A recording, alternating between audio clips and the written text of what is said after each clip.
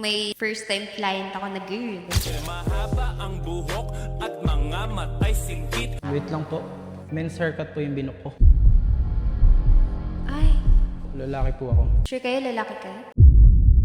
Kasi ang taray nyo kanina. Nandito na ako! Ano yung problema nyo? Medyo nairita na rin po kasi ako sa haba ng hair ko ngayon. Talo nyo nga si Rapunzel. So, kamusta naman kayo pag nasi-CR kayo? Hirap, kailangan magtatali ka pa pag naliligo. Akala ko kaya na yung pamunas nyo. Actually, gusto rin to ng ex ko. Then, ayun. Ano? Gusto rin ng ex ko ng baba ko. Ex na lang eh. Oo nga eh.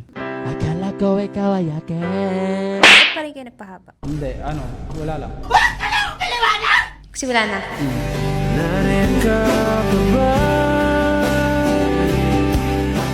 Okay, single siya. So, ano yung request na haircut nyo? Baka may ideal haircut kayo para meet tayo halfway. Prefer ko sana is textured fringe sa taas. Sa likod ko is yung blowout taper. Then dito, concern nyo sa harap.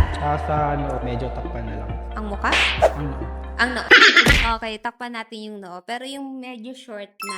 Hindi kayo pwedeng maging bunot, lalo na sagwan pag tumubo. Baka di nyo nakabalikan. Pati kayo. Joke lang.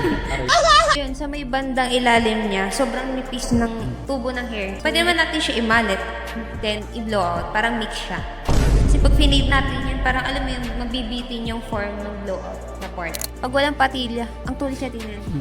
Ang tulis siya tingnan. Pero hindi naman mahaba. Mapayat lang talaga. So, kailangan natin yung may patilya pa rin. Ready na ba kayo, sir, maging lalaki? Ready na. Raul! So, guys, single siya. Ready na.